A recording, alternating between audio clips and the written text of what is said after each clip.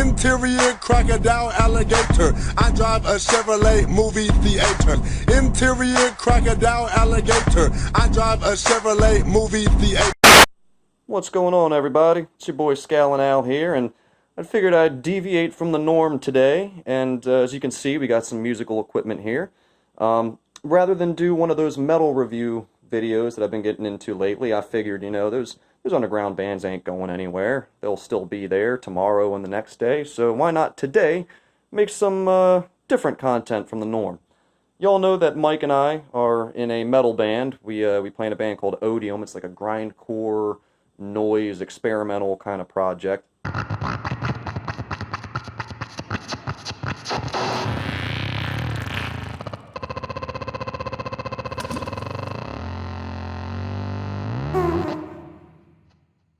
And I figured I'd kind of walk y'all through how we record, like some of the instruments and gear that we use. So let's get started.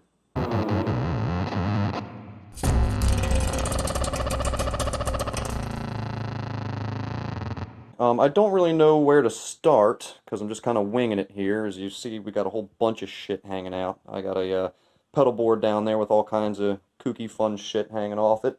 And I guess I'll save that for when I whip out some of the guitars over there. But we'll just go ahead and make the rounds. So starting over here in the left-hand corner, we got my Randall head in all its glory. I love this thing. As far as like cheap metal amps are concerned, this thing's built very sturdily. I've taken it to and fro, shows, and it's been beat up and dropped and all that kind of stuff, and it's held up pretty well, solid state.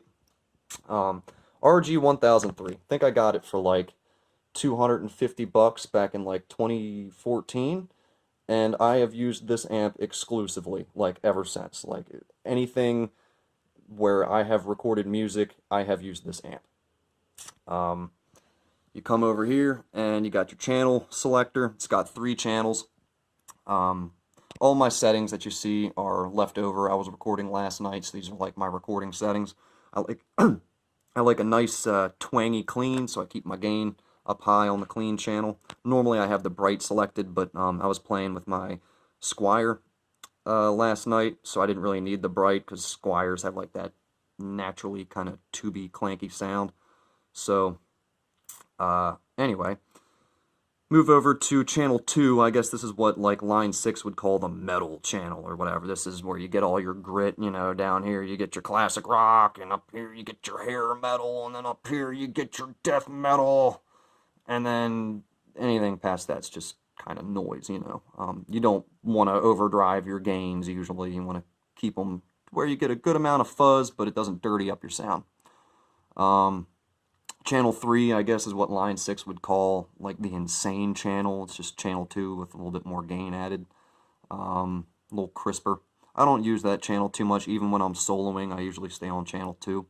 But still nice to have a third channel, because, you know, if I really need to, like, I can keep the fucking gain turned all the way back and have like that little twangy kind of gritty tone, and then switch over to channel 2, which is like my main grit tone, and, you know, get that like you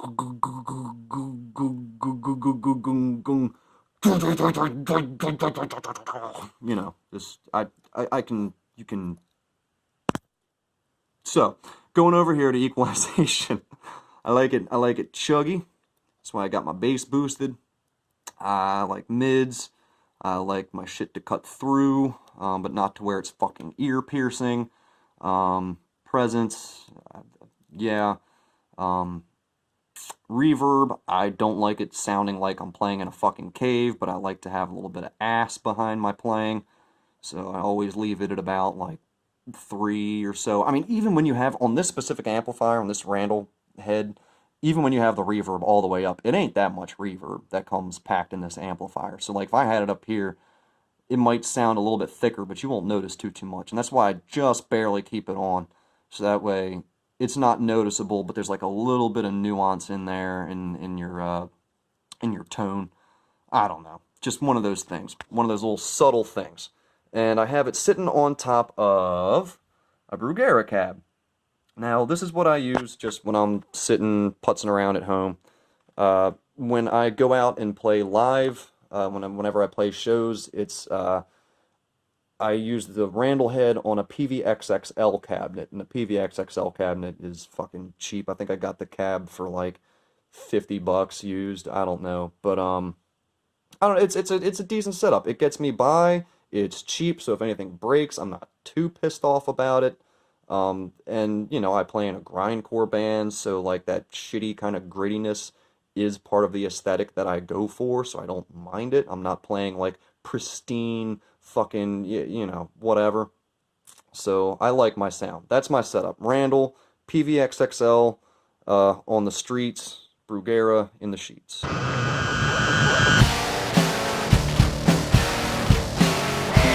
So coming over here, we got my Randall. The back of it's hooked up to this Behringer UMC 1820 Euphoria. This is like, I believe, the cheapest 8-channel interface you can buy. It's just okay.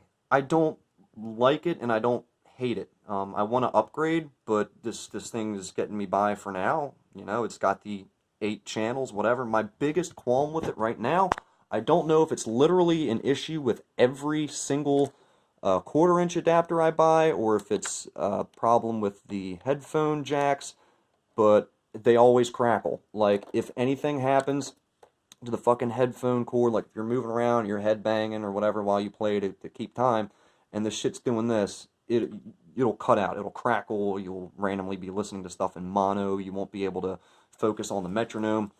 So again, I don't know if it's an issue with Behringer's headphone jacks in this fucking cheapo thing, or if it's just a problem with literally every adapter I've bought so far, or what. But yeah, it is what it is. It delivers pretty decent quality. I haven't really had much qualms quality-wise with it, but I think if you're going to spend I forget how much this was. It was like $300 for this thing. But if you're already going to spend that kind of money on an interface, don't cheap out. Go ahead and buy like I forget what the next bump up brand is called. It's like the Scarlet or something, I think. But they make a pretty good interface. Just essentially don't cheap out. Don't buy the Behringer. Don't be like me where like you buy the bottom line and then just need to upgrade a couple months later. Just do yourself a favor. Buy yourself the nice thing. Save up a couple extra weeks. Do it. But, I mean, this thing really does have everything you really need. You know, it's got the 2 jacks up front and the rest are, you know, in the back there.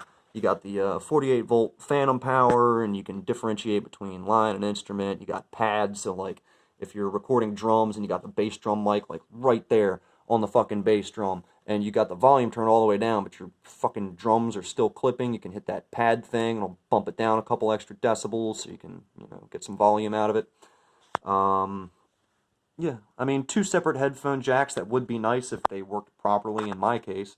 So that way 2 people can be listening, you know, you can be listening to like what your drummer is tracking to, you know, through the same machine. But yeah, that's that. That's the Behringer Euphoria 1820 8-input interface that goes into my laptop. So I probably didn't have to tell you guys this, but as you can figure, Mike and I are broke as fuck, and therefore everything that we use is free. So we use a program called Reaper, very, very popular. We don't need like a lot of crazy VSTs or like MIDIs and all that kind of shit. Most of the recording that we do is like line-in recording. You know, we use mics, we go in through the interface here, drums, whatever, go all straight through here. We don't like use any built-in amps or anything. It's all like live, you know. So Reaper gets us by. It's very basic, but it can do a lot.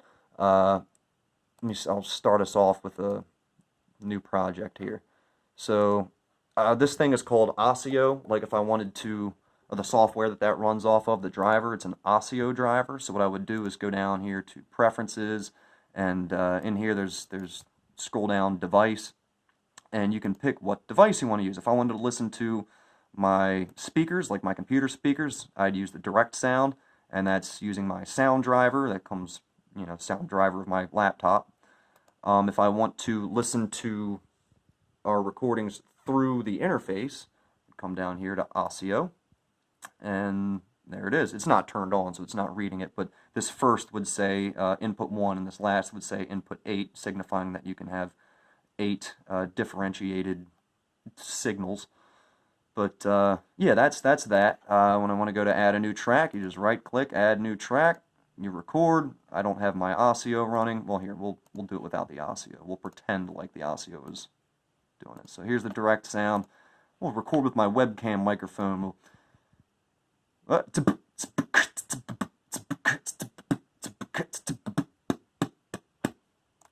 Yeah? Yeah, alright, so we'll hit save. Let's play it back.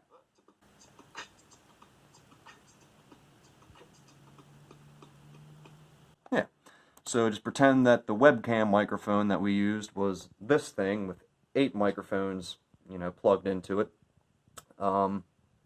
That's how we record. That's all it is. If I'm recording by myself, I'll turn a little metronome on, and you can turn the volume up of the metronome down here. You can fix it up any way you like it. That's Reaper. This is what we use. Now, when I don't like editing in Reaper. I don't know why, but I find it too confusing, so I'll usually pull up Audacity to edit, believe it or not. Like, I like how bare bones it is and how, like, visual it is. It's so basic. It's so fucking, it's like caveman basic. And that's why I like it. I'll do all my chopping up and editing, and, you know, even some of its effects ain't that bad. If you, like, multi-layer some of the reverb, it can sound pretty good, and, like, the reverse settings are fun, the fade-ins, fade-outs, you know, it's all basic shit. The compressor works pretty well.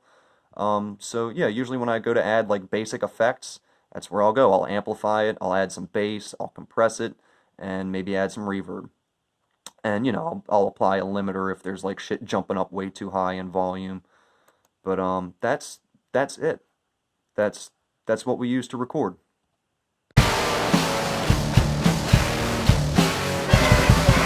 So I guess I'll just go ahead and give you guys a brief overview of my pedal board before I actually go, you know, plugging guitars into it and stuff. Just for the visuals here. So first on my rig, I have a Vox V847. It's okay. I used to have a Crybaby Wah that had like this little red button on the side that when you pushed it, it gave you like some extra gain. And I kind of liked that way more than I like this, but I do like the way this pedal sounds. One issue I have with it is that if you're going to turn this fucking thing on and off, you better be deliberate in your step, because, like, my biggest fear with this fucking thing is that I'm going to, like, do a solo or something, and I'm just like, okay, that's enough of the wah, and then I go to turn it off, but I don't press hard enough on it, so my guitar's stuck in that, like, fucking setting until I go all the way back and all the way forward and turn it off. Like, the pin that presses the clicker on the inside underneath it here, it takes a lot for it to press that button. So I think I might duct tape like a little piece of cardboard or something to that pin, so that way it can push that button a little easier. But I also don't want to lose any range of wah here, so I might get rid of this pedal, but for now it does its job. Like when I'm recording and I have that thing on, and, you know, it's a separate track just for the solo, it does what I need it to do. But I don't know if I necessarily like it that much yet. It's growing on me, and I gotta really get used to having to step hard on that motherfucker. It might just be this specific one that I have. It might be a thing with most Vox Wahs, you know, hard to step, but whatever. It is what it is. Gotta have some meat on your legs to stomp on that bitch. But going over here, next pedal on the rig is the Hot Tubes. Now, this is an overdrive pedal, but I don't necessarily use it as an overdrive pedal. I use it as like a beef-up pedal to just kind of add some ass to my already existing tone. Like, I don't know. That being said, when you do use it as a grit pedal, I call it a grit pedal, an overdrive pedal, it does sound really good. Like, if you're in a punk band and you need some grit on your bass, then fucking like right about there with a bass, adds, it's not distorted, but it's kind of muddy, and I don't know. I like it when I'm recording bass to have a little bit of fuzz on there, but normally when I'm recording guitar, it looks something like that. Just because it's all about that subtle nuance in your sound. It's just all about those little things that make a difference. So this pedal has kind of become integral to my sound. Like whenever I record anything, for the most part, Always have that one on. It's got a tone knob, and there's the overdrive, the distortion knob, whatever. This, I think, mostly just serves as like low end versus high end. You know, I don't know why it says off and on, but like low end versus high end, that's what I get out of it. But moving on, everybody knows what this is. Every guitarist familiar with the metal muffs.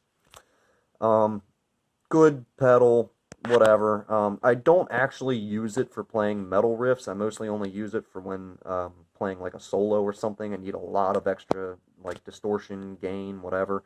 Because when you actually, like, if you use this pedal all on its own, like for death metal, it's like way too scratchy. It doesn't sound like a real metal.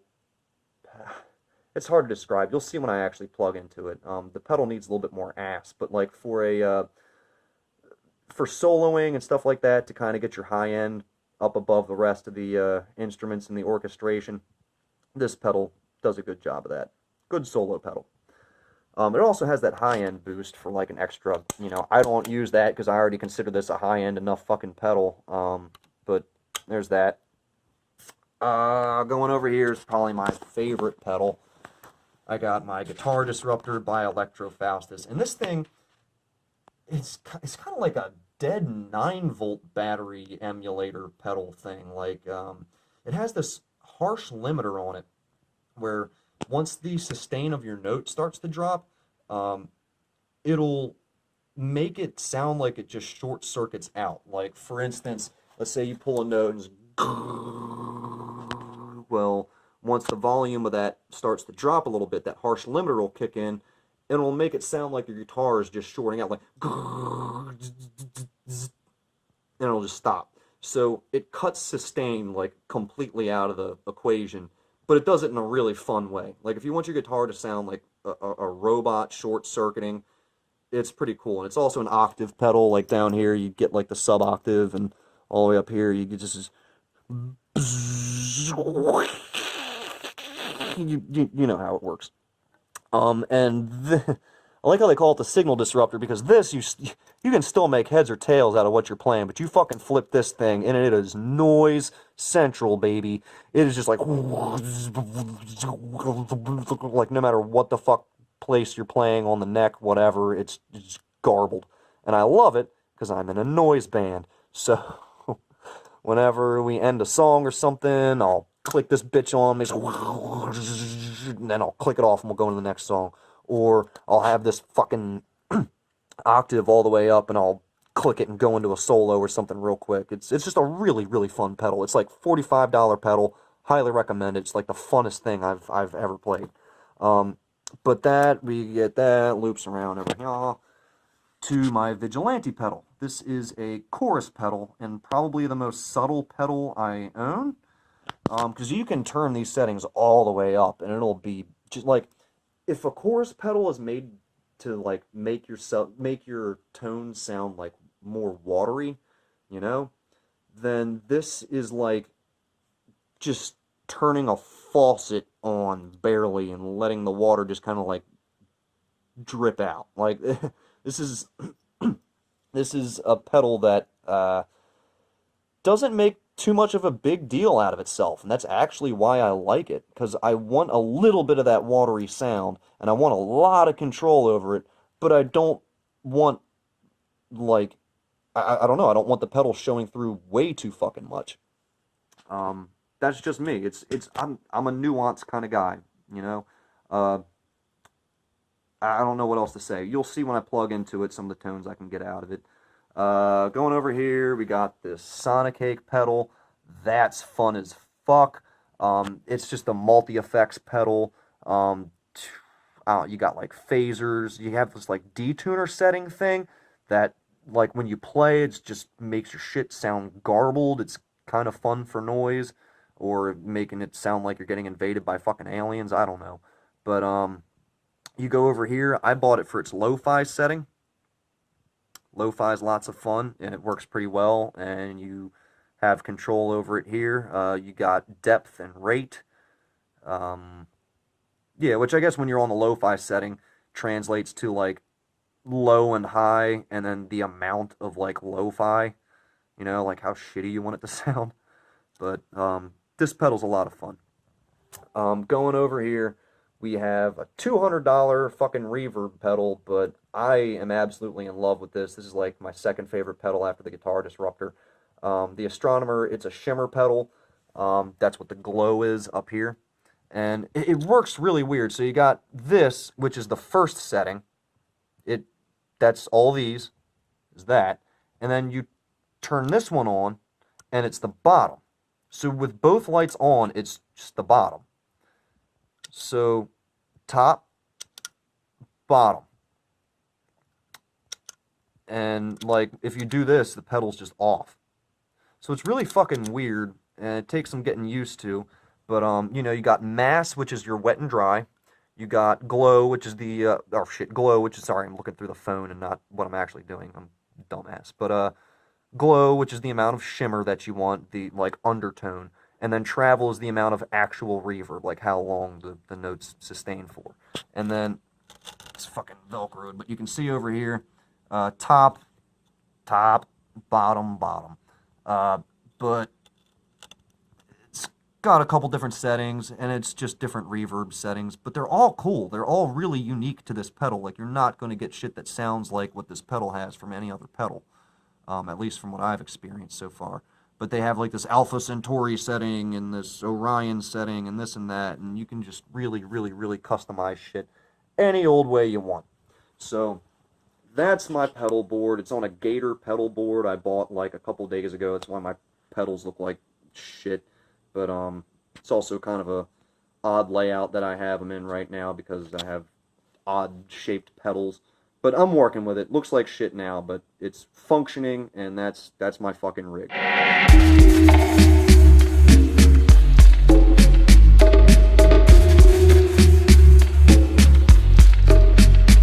Alright, so we'll go ahead and move on to the guitars now. And first up is my acoustic. This is my go-to. I have 3 acoustics. The one I'm about to whip out here is a Takamine. I have, what, 3? I have this one, a Breedlove back there. It's an electric acoustic. And then I have a Epiphone out in the living room. That one's got some pretty old strings on it, though. But this is the one I'm going to review in here. This is my go-to. Like, anytime I need to record something, usually it's this guitar that I pull out. Come on. There we go. So this is my Takamine G series. Alright, it's a little dusty, but it does get played very often. Like I said, it's kind of my go-to. So I'm going to go ahead and demo it here off of my phone, so that way you guys can hear how it sounds, you know, consistent with the room's ambience here from my phone that I've shot thus far. And I'll also record it using this SM57 that I got here into that Behringer that I was talking about earlier into Reverb. So that's that. Let's try it out.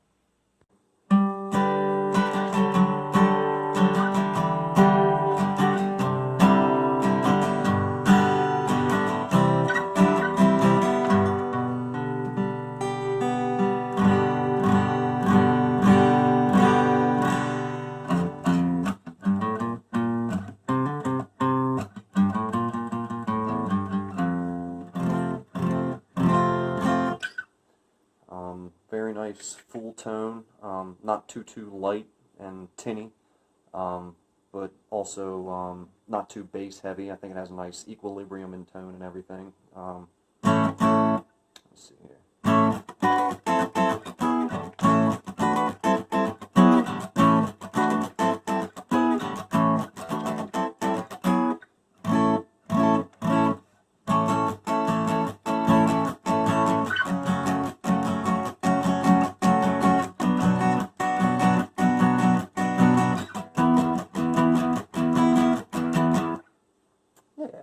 So let's give it a shot through the SM57 here.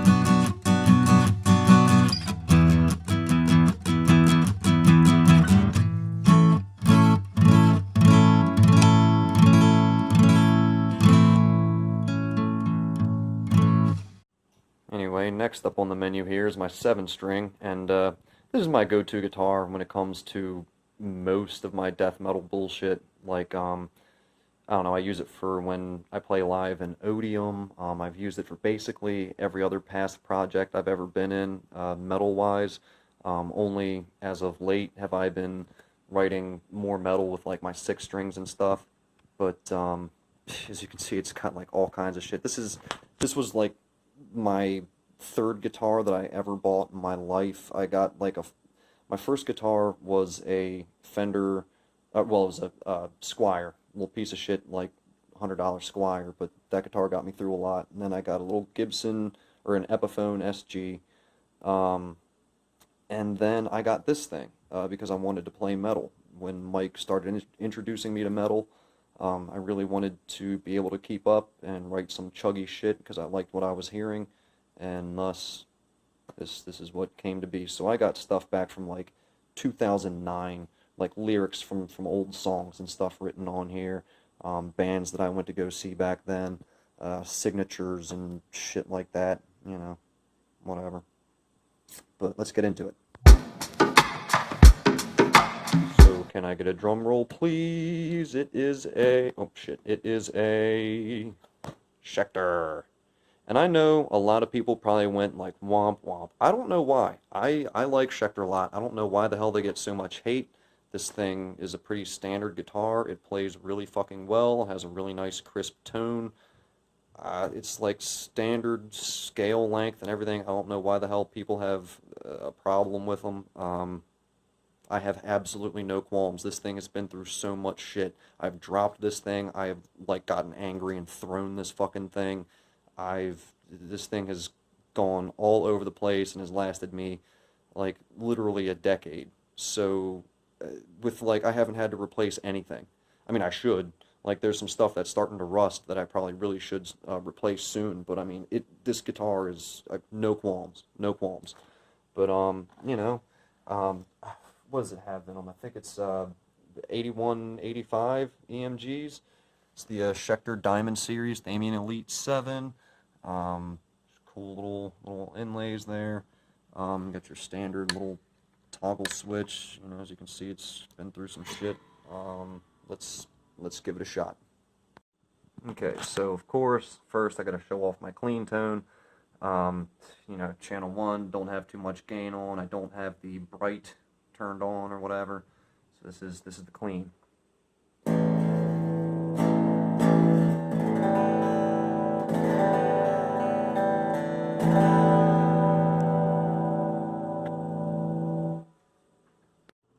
Alright, here's that clean tone again with nothing else added.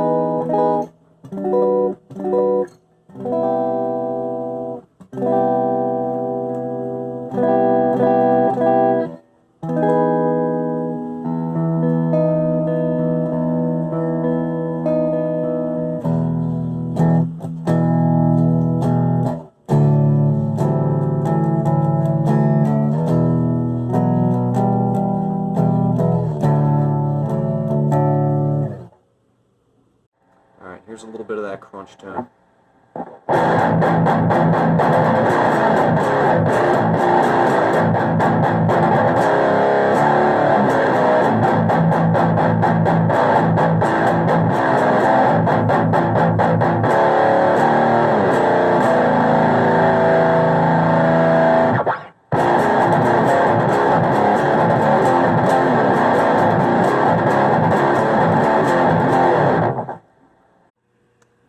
This is with an SM57 right in front of the Brugera.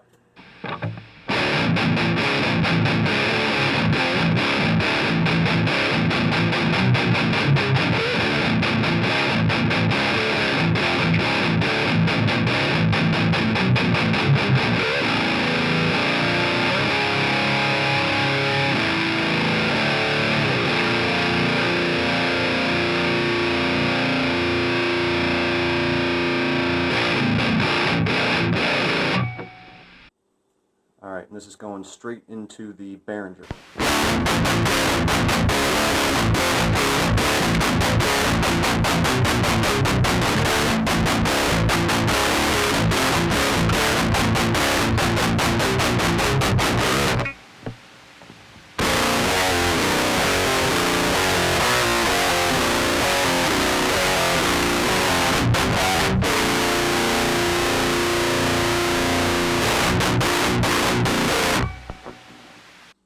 Who's a good girl? Come on here. Good girl. Give me a paw. Give me a paw. Good girl. Yeah, you good dog. So next up on the list is my Squier Classic Vibe 60s model. The 60s model comes with, like, I don't know, custom all-Nico pickups or whatever. They're cheap Stratocaster all-Nico pickups, but I really like the tone of them. I really love the tone of this guitar. I had money at the time to buy an actual Fender guitar, but I preferred this. Like, I preferred the tone of this. And, you know, if I'm trying to build a sound for myself, you know, I don't want to go after something just because of the name brand. I want to go after something because the tone speaks to me, and that's what this did. And honestly, I got it, and it's like my favorite fucking guitar. I absolutely love it. I have no qualms with it whatsoever. I record metal on this thing. I record rock and roll. I record heavy metal. Anything. It's a really versatile guitar, and no qualms. Alright, and here's the Strat with the SM57.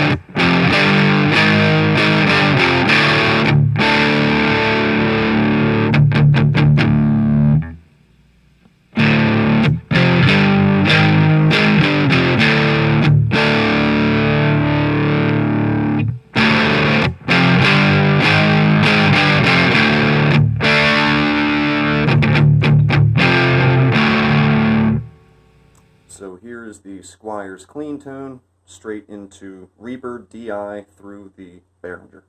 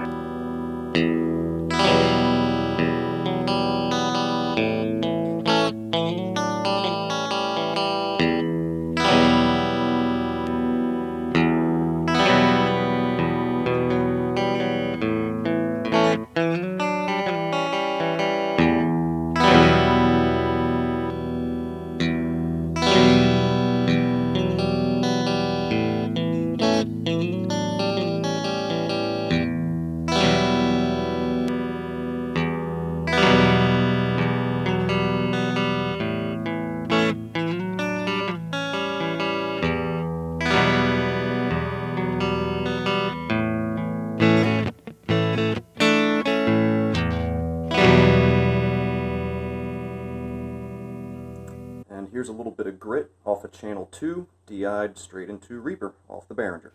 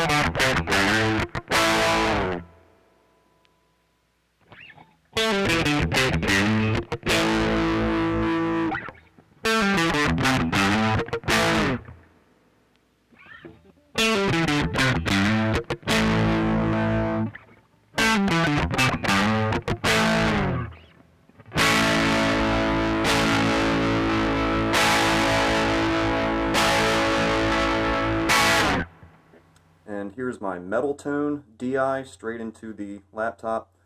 This is channel 2 with the gain set at about 6.5.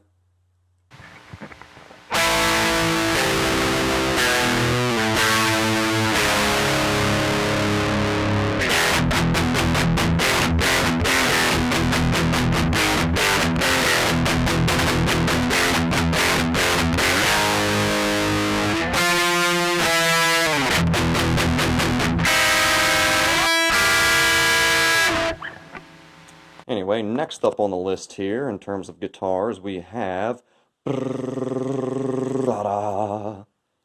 Yar She Blows. This is a brand of guitar most people probably haven't even heard of in their life. It's called a Hagstrom. It's a Canadian brand, I believe, despite it being called a Super Swede. But this is the Select Super Swede. It's got the traditional, 25.5 scale neck, which is nice if you're used to playing like most traditional necks, like Stratocaster necks are the 25.5 scale length. So when you pick this thing up, if that's what you're used to playing, it's not going to feel all that far into you. Yeah, this thing stays in tune perfectly. I'm able to bend all day and gets very minorly out of tune. No issues with that. I really like the cream outer lay here all around the sides. I think that's pretty great. And yeah, so you got the 3-way toggle selector switch over here for which pickup you want. These are like custom 58 all Nico pickups, I believe. Sound great. I got no problem with them. You got your extra toggle switch down here for if you want to split the coil downward. It's like your normal guitar setting. When you flip it up, it gives you kind of like that twangy hollow body sound. It cuts a lot of your bass out, but it's a really, you think like, oh well, why the hell would I want to cut all the ass out of my guitar? Why the hell do I want like this light twangy sound? But it offers you a much wider range of sound to choose from if you want that really light twangy. It's good if you have like a guitar strumming in the background that you don't want up in the front too much, but you still want it to add like that percussive strumming element to like the background of your song. I don't know. It's just more versatility, more sound you can get out of the fucking instrument. But that's that. Well, bam. Shiny as hell. Let's see how she sounds. Alright, so let's go through some of these clean settings. This is with the SM57. So this is toggle switch, first position, everything first position. Here we go.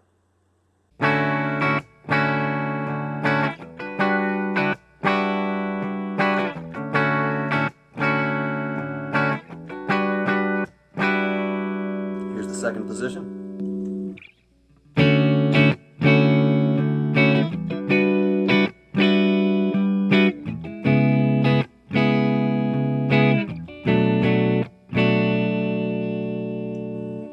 And here's the third position.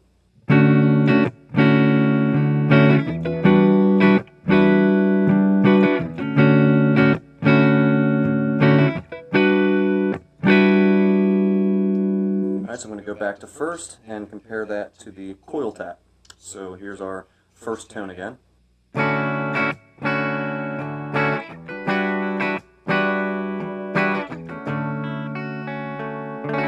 here's with the coil activated.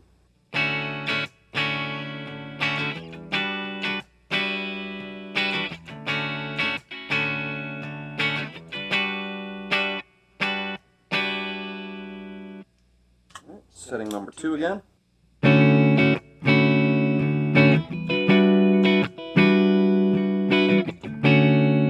And here's with the coil tap.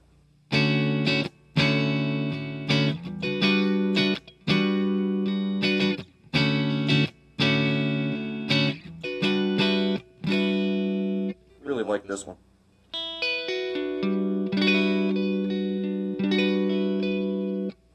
Alright, here's number 3, back to normal. And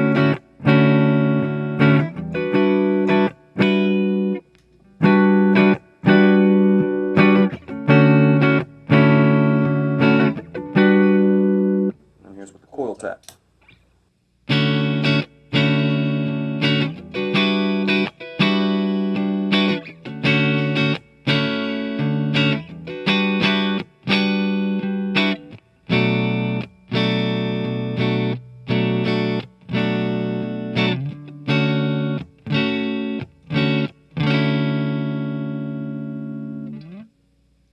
Alright, and this is with a little bit of channel 2 grit added through the SM57. So.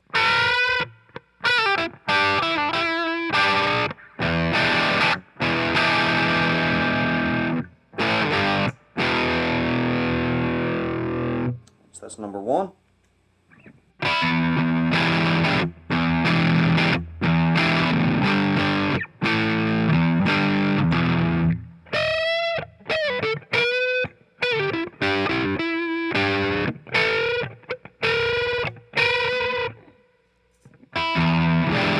Number 3.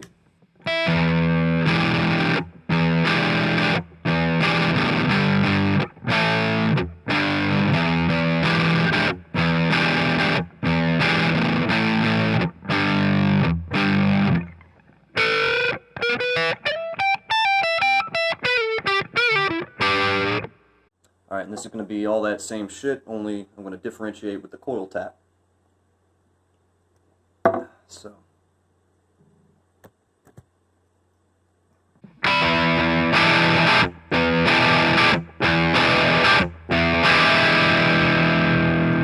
Coil.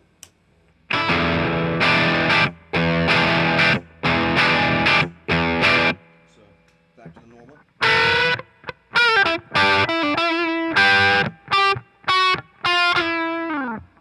And then this is with the tap.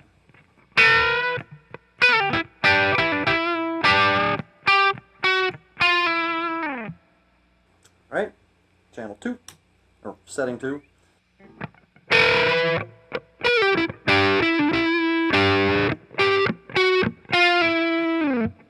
With the coil.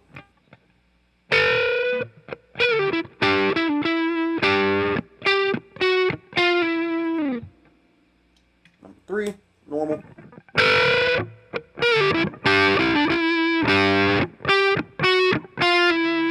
And with the coil tap.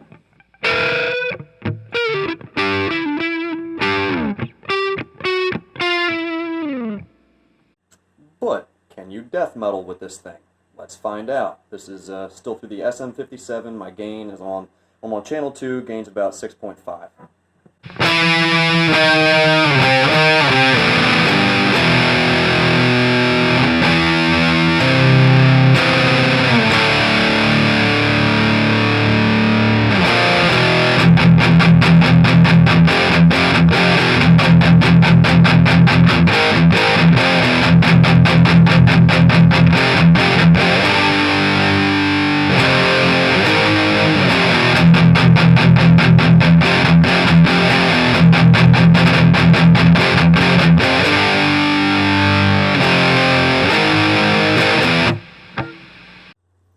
So now we're going to do the same rundown, but everything's DI. So I got my guitar going into my Randall head going into the Behringer interface, the Behringer interface going into the laptop. So there's no microphones involved in this one. So I'll use that same chord progression from earlier. All my settings are back to normal here.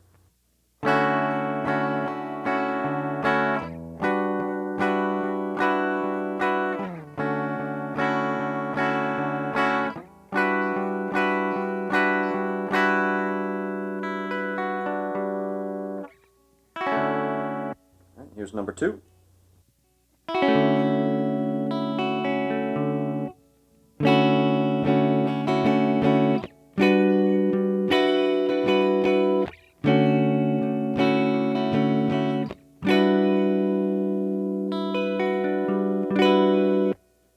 here's number 3.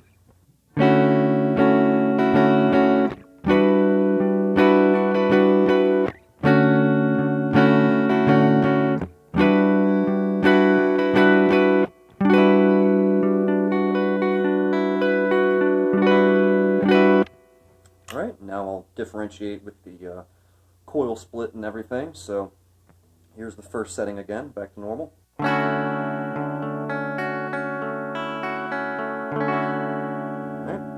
and here's with the coil split.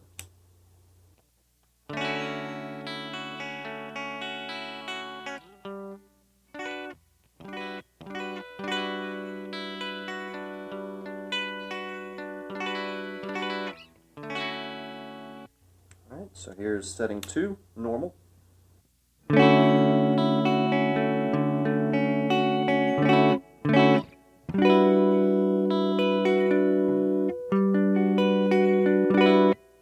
then here's with the coil tap.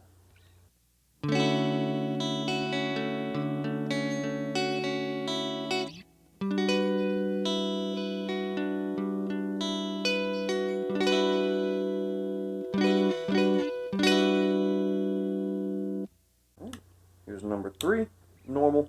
And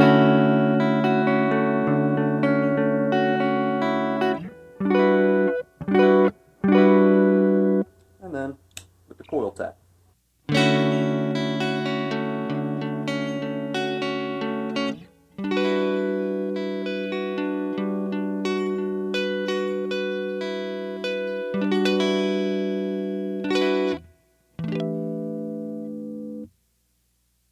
Alright, so let's do some of these DI grit tones. My gain, it's on channel 2, my gain is about 2, so let's hear what this thing can do.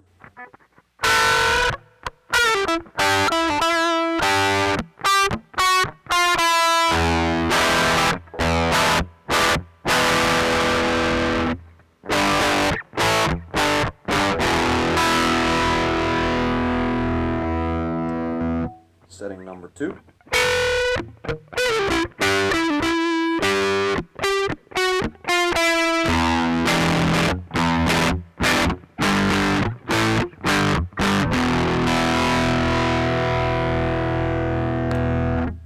Number 3.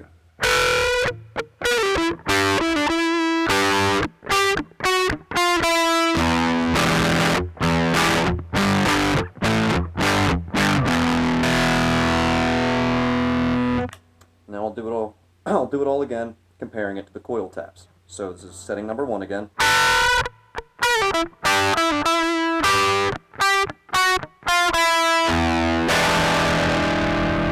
Coil tap.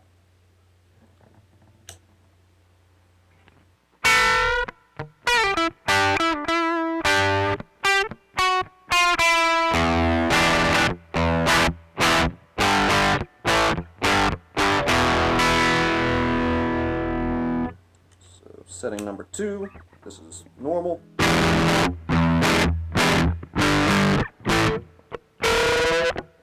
Right, this is with the coil tap.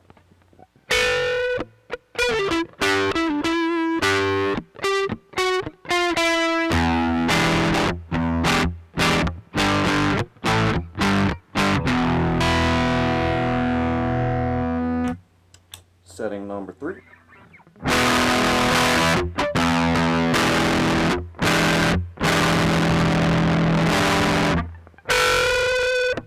This is with the coil tap.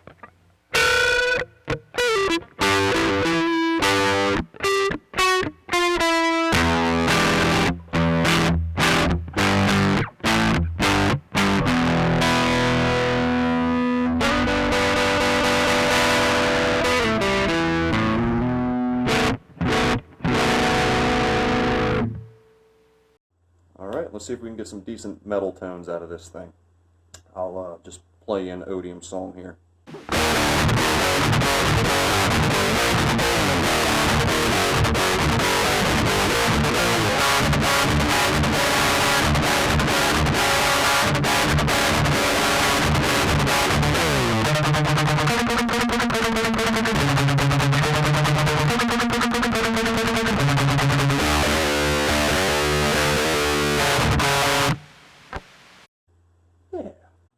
Alright, Alright, so next up we get to go over all the fun stuff, all of my pedals. So I'll just go ahead and make my way down the pedal board. So first up on the menu, we got the Vox. Alright, so here's that wah pedal.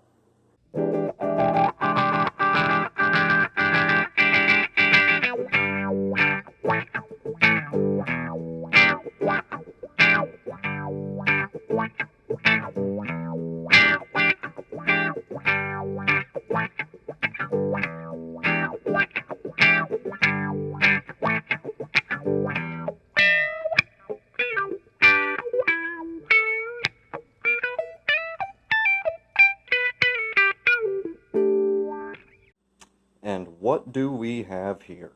I leave for one... Hey, look at me when I'm talking to you.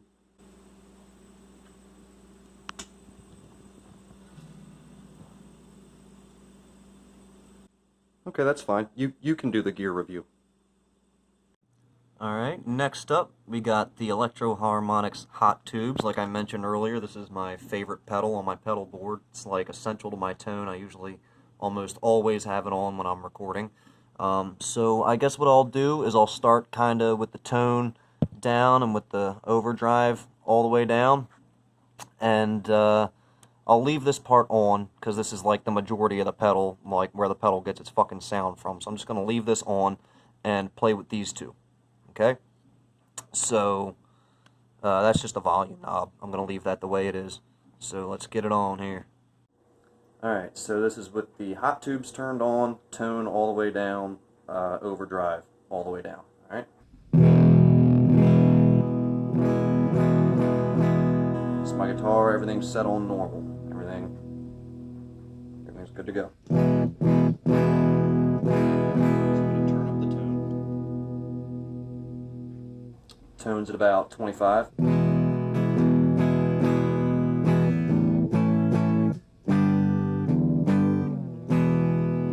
Cranking up that tone. Tone's at about 50.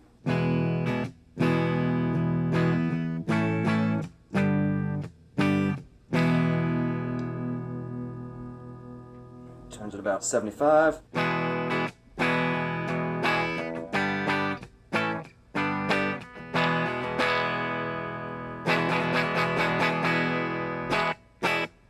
Alright, so I'm going to crank back the tone to about 25,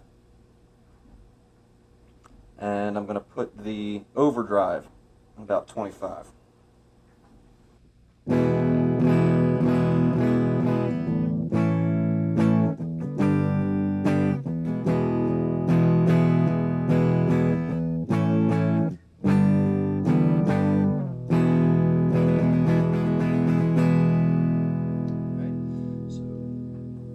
Crank up the overdrive a little bit more, crank up the tone a little bit more. Tone's on about 40, overdrive is about 40.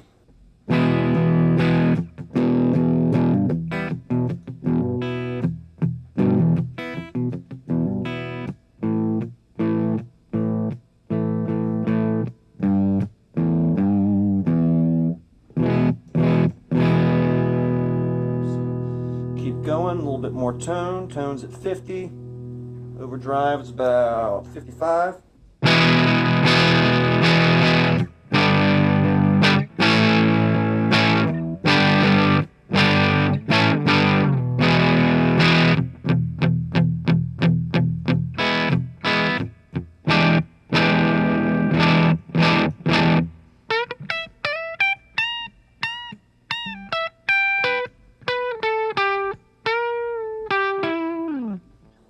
I'm going to keep cranking it, keep cranking it, keep cranking it. So overdrive is at about 70 and tone is at about 60.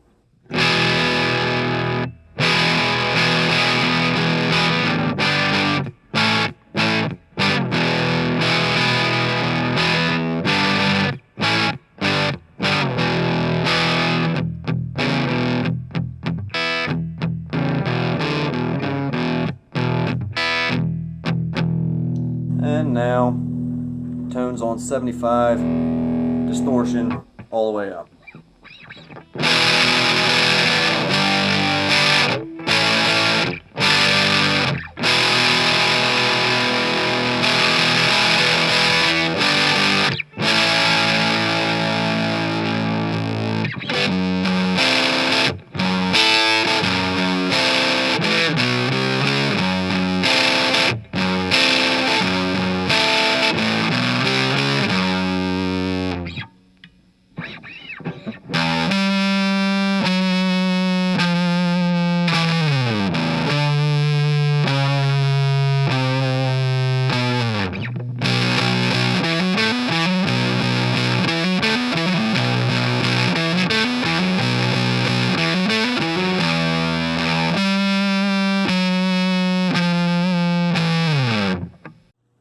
next up, we got the Metal Muff.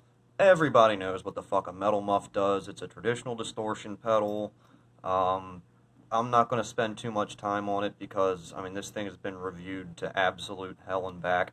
So, you guys can look up some other more in-depth stuff. I'll just show you some cool tones I can get out of this thing, some of the tones that I use, and then I'll move on from it. Alright, so my Metal Muff settings, the treble's at about 6, mids are at about 6, bass is about 8, and the distortion is not halfway, it's about 4.5. So, clean tone, distortion tone.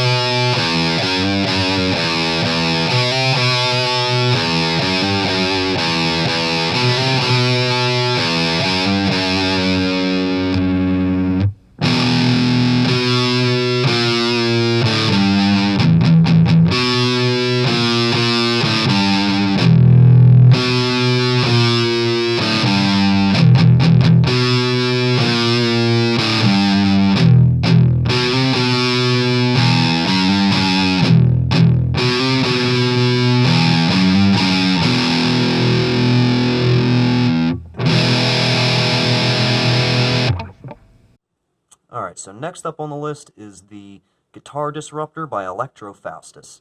And like I said, up here you got a volume knob and a octave fuzz knob, essentially is what this translates to. And you have a switch right here. When it's over to the 0, the octave fuzz and everything works. You can use it as like a soloing pedal, whatever. When you switch it over to the 2, it just completely garbles your fucking signal. I can't explain it. You'll see. You'll see. But for right now, I'm going to keep it switched over to the 0, and I'll keep this cranked down and just slowly kind of wind it up so you guys can hear the octave. The volume only really starts to make a difference when you put it like way the fuck up in this threshold to up here. It makes the pedal make slightly different noises, but I'm just going to kind of keep it rolled back a little bit for now. Let's get into it. Alright, so here's the obligatory clean tone.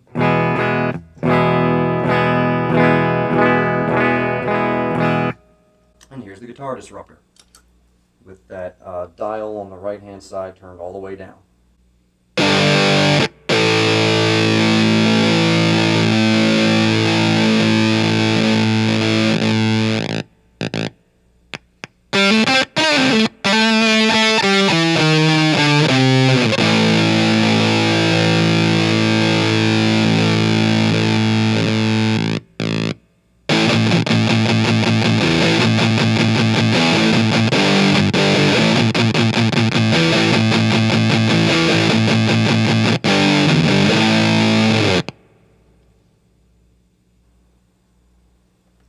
Here's with it at 25%.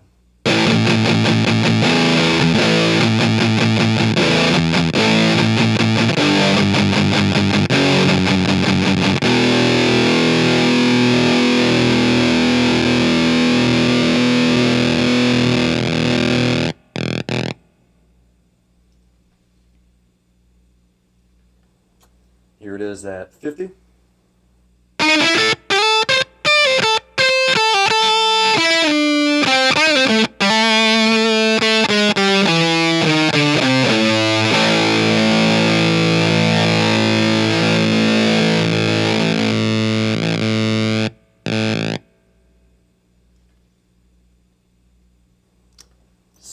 %.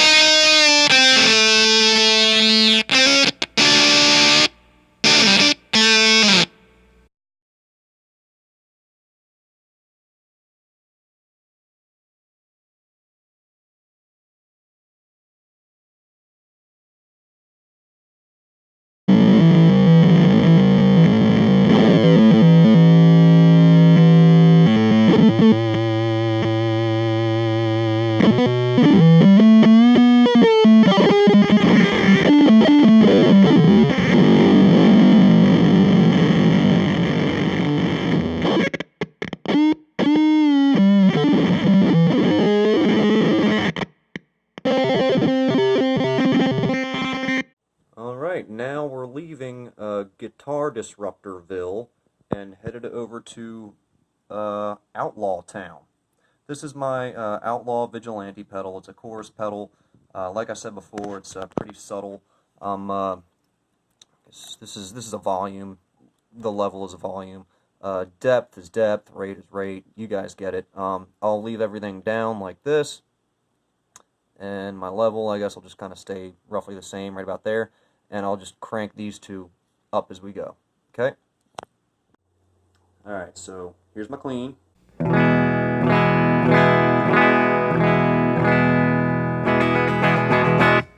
And here is the Vigilante pedal.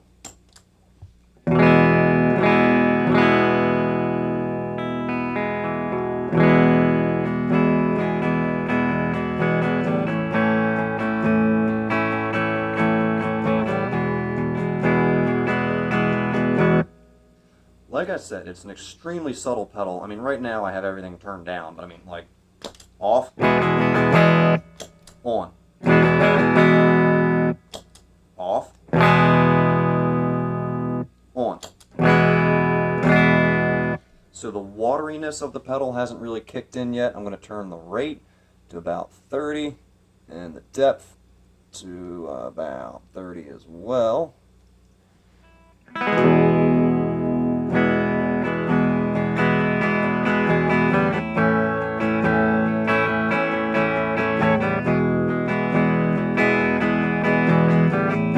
So once again, this is off, and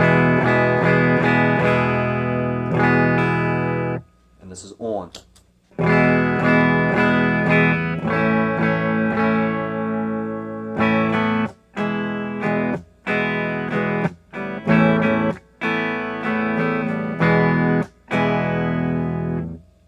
I'm going to bump that rate up. Everything's at 50 now. Now you can really hear it kick in.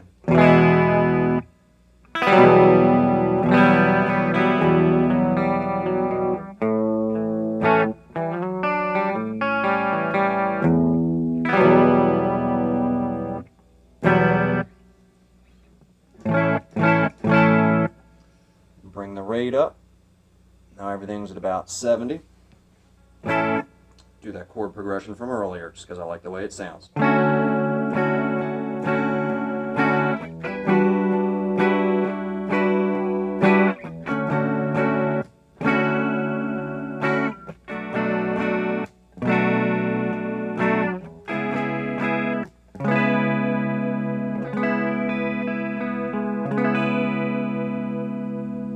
So, off, on.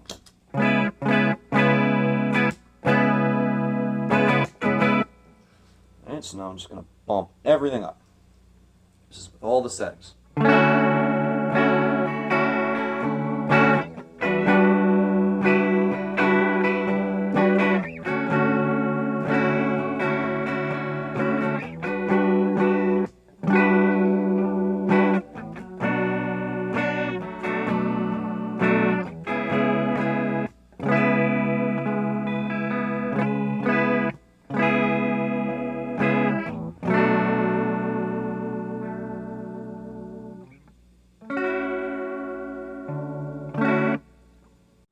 Alright, next up on the list, we got my Sonicake 5th Dimension pedal. This thing is a wonky ass pedal. You'll see what I mean. Every setting on here is bound to deliver a lot of fun. If you're really fucking bored and just feel like noodling around and making noises, this thing does that. It also offers a lot of versatility and things that you can add to your playing. Like, it genuinely has some good sounds that you can use. But rather than go through every fucking little intricate setting here, I'll just kind of go through each one real quick and show you what this thing is capable of, okay? So, follow me. Alright, so here's my cleans. Here's the first setting on this pedal.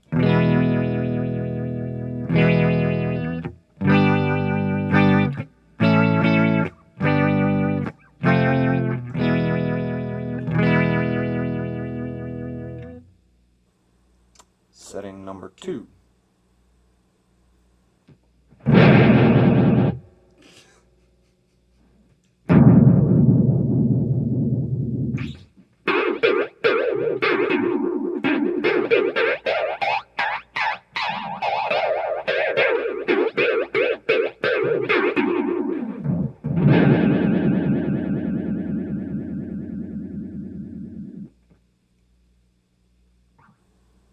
Alright, setting number 3.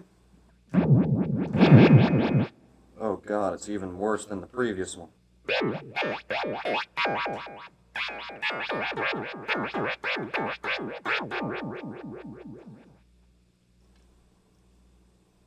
It's the next setting.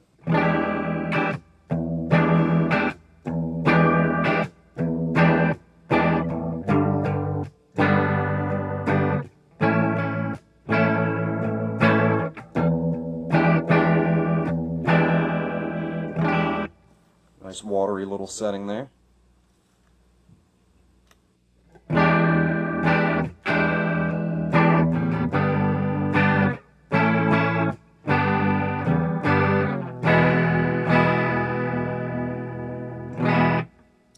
Pretty cool chorus setting.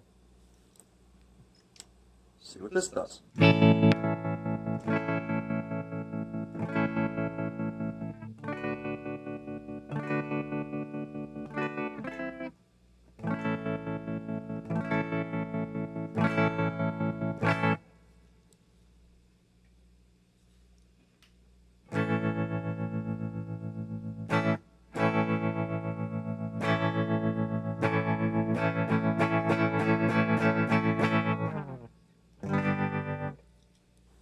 Next up,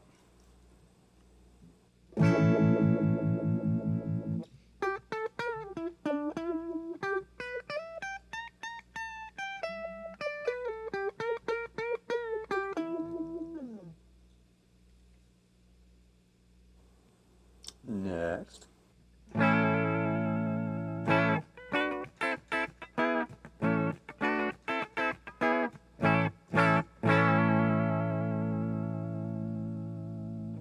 Very spongy.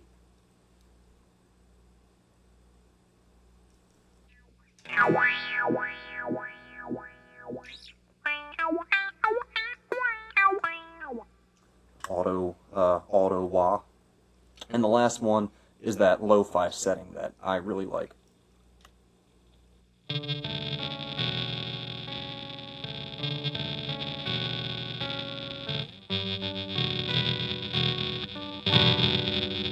Here, let me get, I like this setting a lot. Let me actually, some work.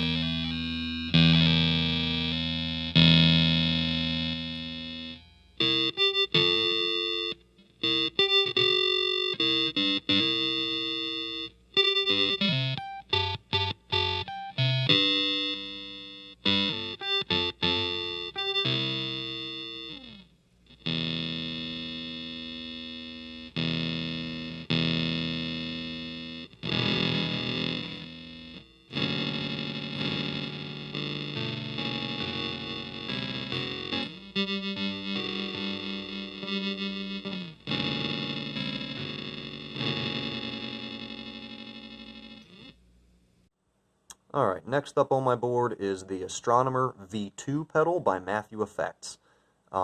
This is what a $200 fucking reverb pedal looks like. But honestly, it's one of the best $200 I've ever spent.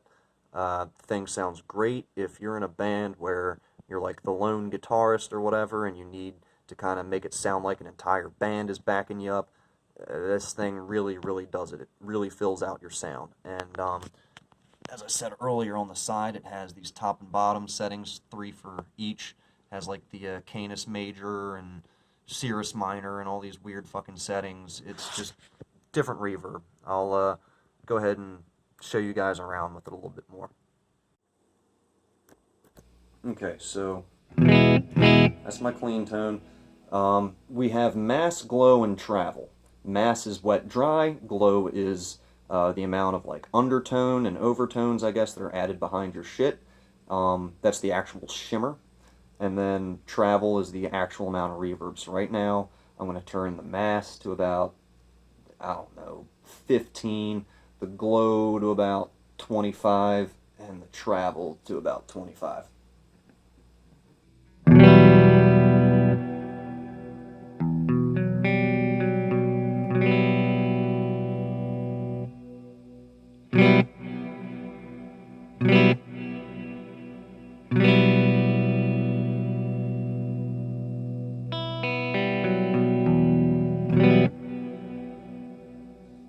Okay, so I'm going to turn the mass up a little bit, so it's about 25. I'm going to turn the glow up to about 45, and the travel up to about 45.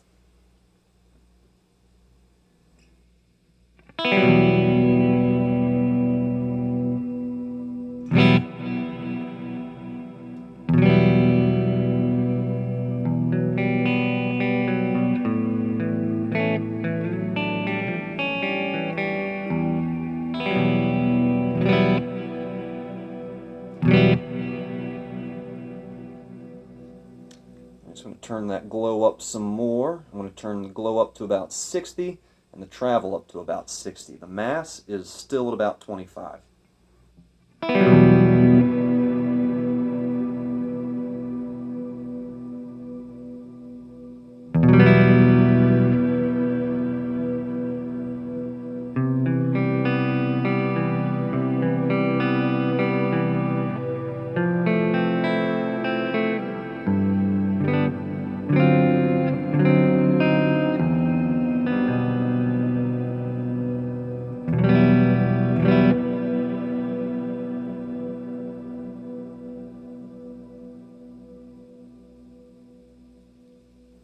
Alright, so now I'm going to turn the mass up to about 50.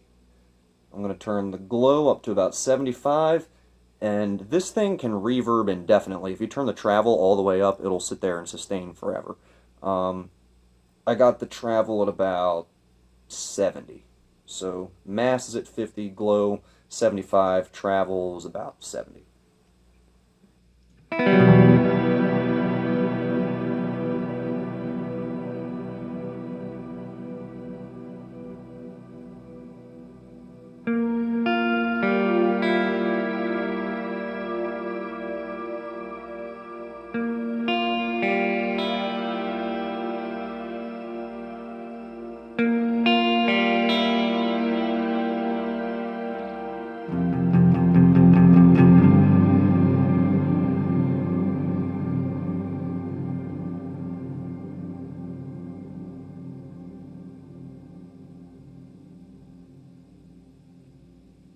Alright, what you just heard was all of those top settings.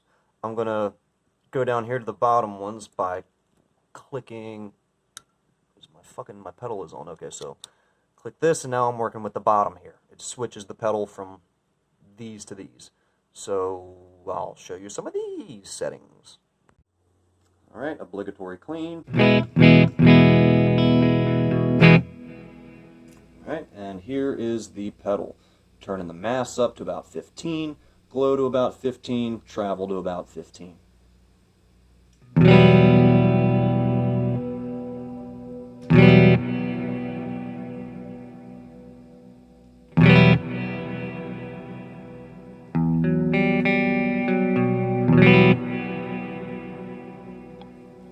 Alright, I'm going to turn the mass up to about 30%, glow to about 40, and travel to about 40.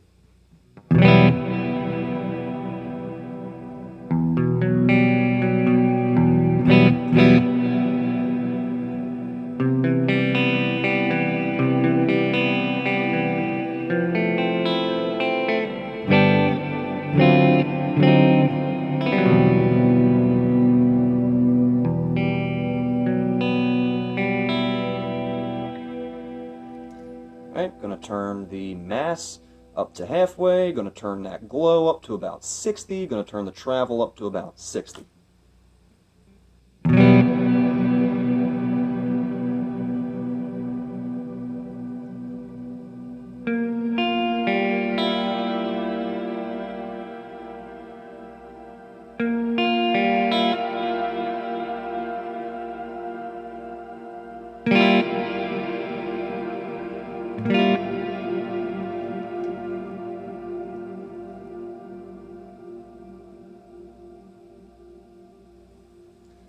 Alright, turning the mass up to about 60, turning the glow, fuck it, all the way up, and I'm turning the travel to about 65.